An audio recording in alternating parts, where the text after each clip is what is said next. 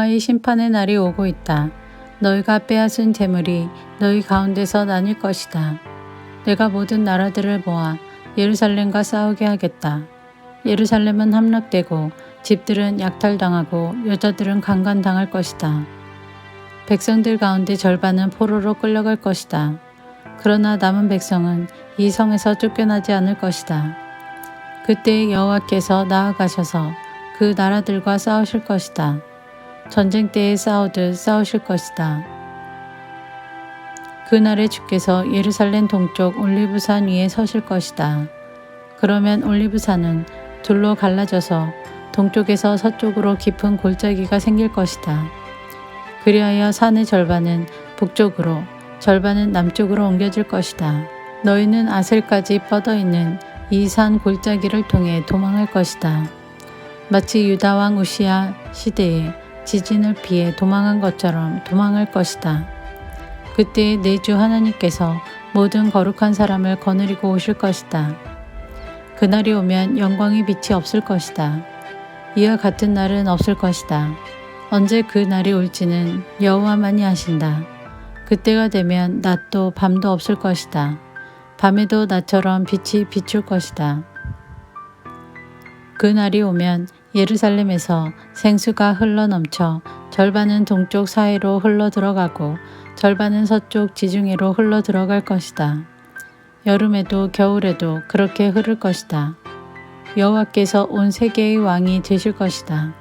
그날에는 오직 여호와만이 주가 되실 것이며 여호와의 이름만이 홀로 빛날 것이다. 게바에서 예루살렘 남쪽 림몬까지 온 땅이 평야로 변할 것이다. 그러나 예루살렘은 베냐민 문에서 천문을 지나 모퉁이 문에 이르기까지 그리고 하나넬 왕대에서 왕의 포도주 틀까지 제자리에 높이 솟아 있을 것이다. 백성이 거기에 살 것이며 다시는 그 성이 멸망하지 않을 것이다. 예루살렘은 안전할 것이다. 그러나 예루살렘을 친 나라들은 여호와께서 심판하실 것이다. 그들에게 무서운 재앙을 내리실 것이다. 그들이 서 있는 동안에도 그들의 살이 썩고 눈이 눈구멍 속에서 썩고 혀가 입 안에서 썩을 것이다. 그날이 오면 여호와께서 공포를 퍼뜨리실 것이다. 사람마다 이웃을 붙잡고 서로 칠 것이다. 유다 백성도 예루살렘에서 싸울 것이다. 이웃 나라들의 재물 곧 금과 은과 옷가지가 예루살렘에 쌓일 것이다. 이와 똑같은 재앙이 말과 노새와 낙타와 나귀들에게도 내릴 것이다. 적진에 있는 모든 짐승에게 재앙이 내릴 것이다.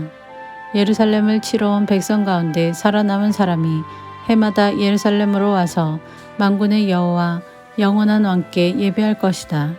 그리고 초막절을 지킬 것이다.